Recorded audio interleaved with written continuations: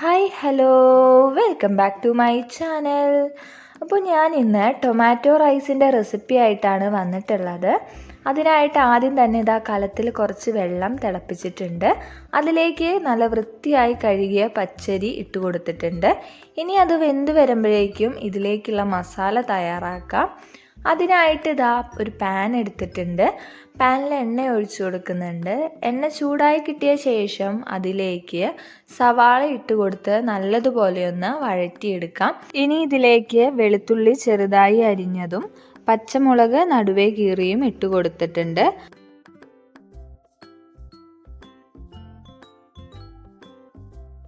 ഇനി സവാള മൂടി വെച്ച് വേവിച്ചെടുക്കാം. അപ്പോൾ ലോ ഫ്ലെയിമിലായിരുന്നു ഇട്ടിട്ടുണ്ടായിരുന്നത് കേട്ടോ. അത് സവാള നല്ല തളുതളുന്നാവാൻ വേണ്ടിയിട്ടാണ്. അങ്ങനെ ആകുമ്പോൾ ഒന്നും കൂടി അത് നന്നായി വരും. ഒത്തിരി ഫ്രൈ ഒന്നും ആവാതെ കറക്റ്റ് അത് വെന്ത് കിട്ടും കേട്ടോ. ഇനി ഇതിലേക്ക് സ്ലൈസ് ചെയ്ത് വെച്ചിരിക്കുന്ന ടൊമാറ്റോ ആഡ് ചെയ്ത് കൊടുക്കുകയാണ് കേട്ടോ. പിന്നെ ഇതിലേക്ക് ആവശ്യമായത്ര മഞ്ഞൾപ്പൊടി, മുളക് പൊടി എന്നിവ ആഡ് ചെയ്ത് നല്ലതുപോലെ ഒന്ന് വഴറ്റിയെടുക്കാം.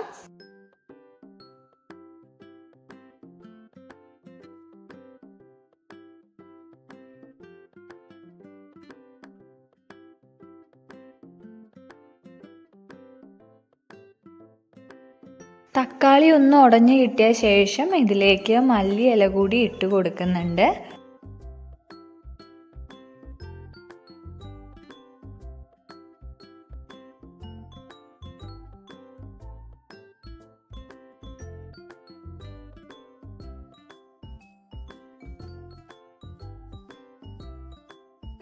ഇനി ഇതിലേക്ക് ആവശ്യമായത്ര ഉപ്പ് കൂടി ചേർത്ത് മൂടി വെച്ച് വേവിക്കാം.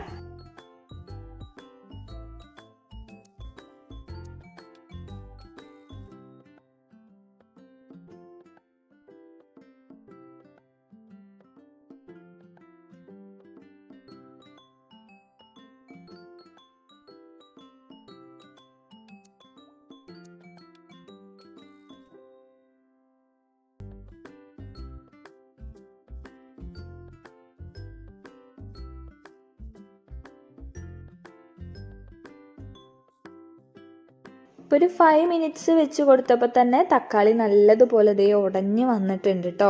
പിന്നെ നമ്മൾ ഒന്നുകൂടി ഒന്ന് ഉടച്ചൊക്കെ കൊടുക്കാം. ശേഷം ഇതിലേക്ക് ഗരം മസാല പൗഡർ ആഡ് ചെയ്ത് കൊടുക്കുന്നുണ്ട്. ഇനി നന്നായി ഒന്ന് ഇളക്കി കൊടുക്കാം.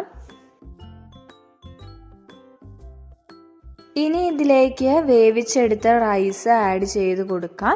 ശേഷം എല്ലാം കൂടി ചേർത്ത് നല്ലതുപോലെ ഒന്ന് ഇളക്കണം കേട്ടോ. മസാല എല്ലാ റൈസിലേക്കും പിടിക്കാൻ വേണ്ടിയിട്ടാണ്.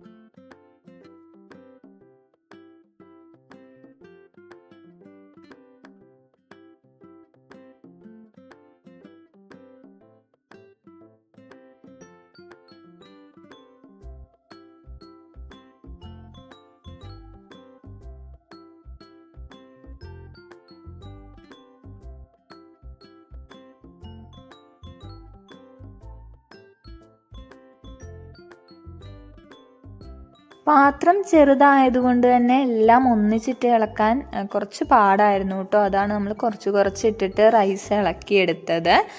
അപ്പോൾ ഇതാ ടൊമാറ്റോ റൈസ് ഇവിടെ റെഡിയായി കിട്ടിയിട്ടുണ്ട്. വളരെ സിമ്പിളായിട്ട് നമുക്ക് വീട്ടിലുണ്ടാക്കാൻ പറ്റിയ ഒരു അടിപൊളി റെസിപ്പിയാണ് കേട്ടോ. ബിരിയാണിയൊക്കെ മാറി നിൽക്കും.